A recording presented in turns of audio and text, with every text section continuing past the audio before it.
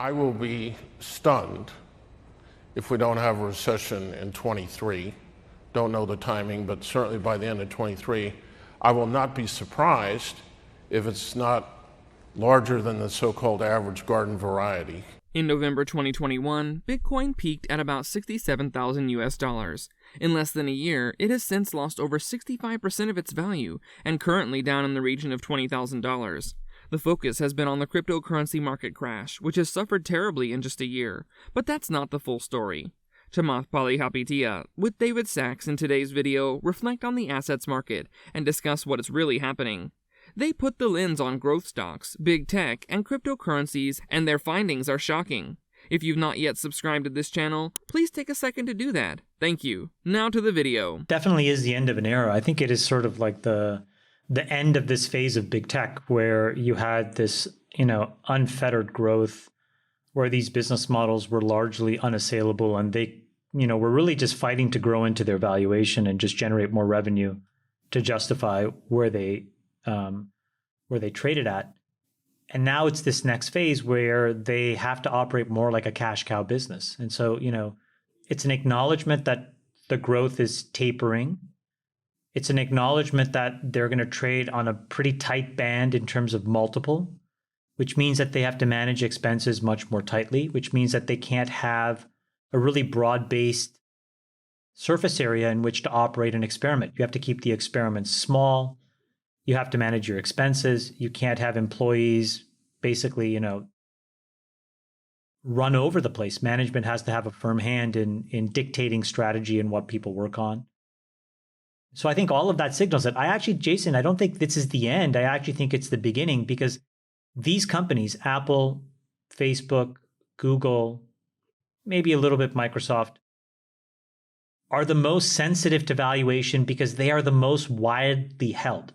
Right? These are the equivalent of US Treasuries in the equity markets, the safest, most predictable safe haven in times of stress. If you want to own big, chunky cash flow generating businesses that, are relatively unassailable, you couldn't pick 4 better businesses than those.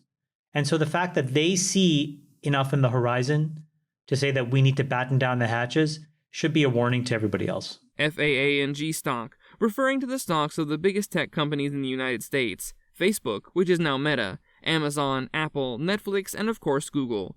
These are the companies that totally dominate their markets, so it's alarming that these well-established companies are in crises.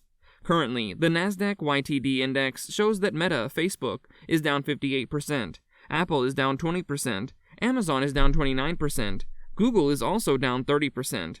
Chamath points out that these are companies that are supposed to be the safest stocks in the market, but they're falling with everything else. Recently, most of the FAANG companies have had to systematically lay off some of their workforce, which makes Chamath believe they are beginning to run these businesses as cash cow businesses. Investopedia defines a cash cow as a company or business unit in a mature, slow-growth industry.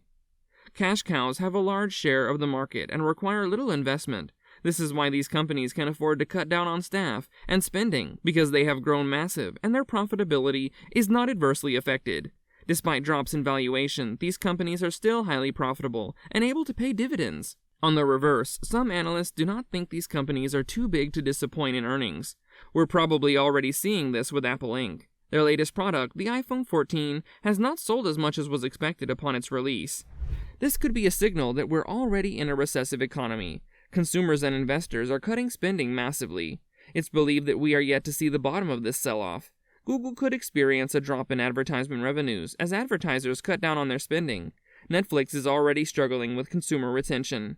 Trillions of dollars have been lost so far in the Nasdaq 100, and it has seen a 31% drop in valuation across the participating companies. Let's listen to what David Sachs has to say about cryptocurrencies in relation to the current market situation. I think we're headed for a broad-based recession. That's what it seems like. You saw Druckenmiller's comments this week predicting a hard landing in 2023. No one's talking about soft landing anymore. In fact, I think we're all wondering who's flying the plane. So I think we're headed for a pretty big recession. And I just take it in a slightly different direction. I'm down here in LA. Had dinner the other night with a friend who's a showrunner in Hollywood.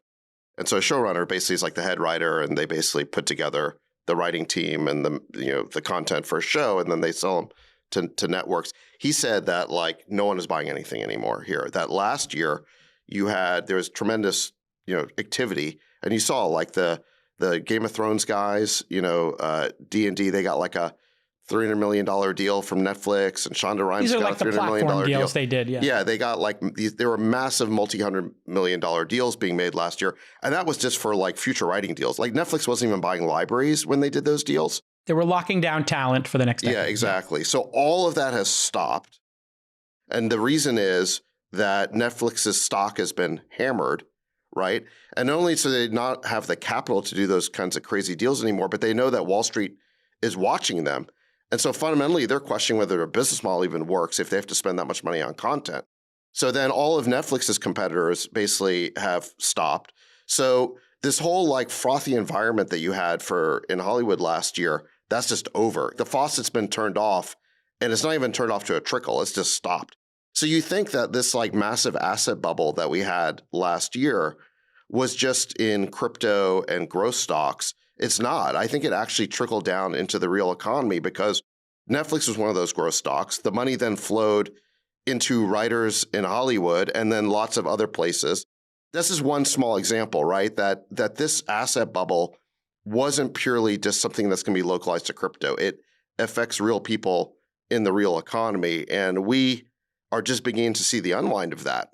There have been several alarmists regarding the Fed's monetary policy, which is meant to quickly fix the economy. Joining Elon Musk to raise the alarm is billionaire investor Stanley Druckenmiller, who in a recent interview with CNBC said the Fed's inflation reduction strategy would not end well. Mr. Druckenmiller says we can expect to have a recession by the end of 2023, and he says it would be a major drawn-out recession. The exact problem is, all catalysts for a bull market are not only on hold, but Druckenmiller says they're being reversed with the quantitative tightening of the Fed. It should be recalled that this is the most aggressive tightening we have seen since the 1980s. The Fed has raised rates by 75 basis points in succession already. This has created a bearish response in the assets market. David Sachs also echoes the fear of most economic analysts that we would be seeing a major recession soon. Investors thought the massive bubble bust in crypto would not affect other markets, but we're seeing that there seems to be no safe haven. Gold, growth stocks, and even commodity markets are all in the ditch. Is the worst behind us, or are we still heading down, as many of these investors have predicted? Leave your comments below, and before you go, give this video a thumbs up. Subscribe for the latest update and analysis of the cryptocurrency market and the economy as a whole. Thanks for watching.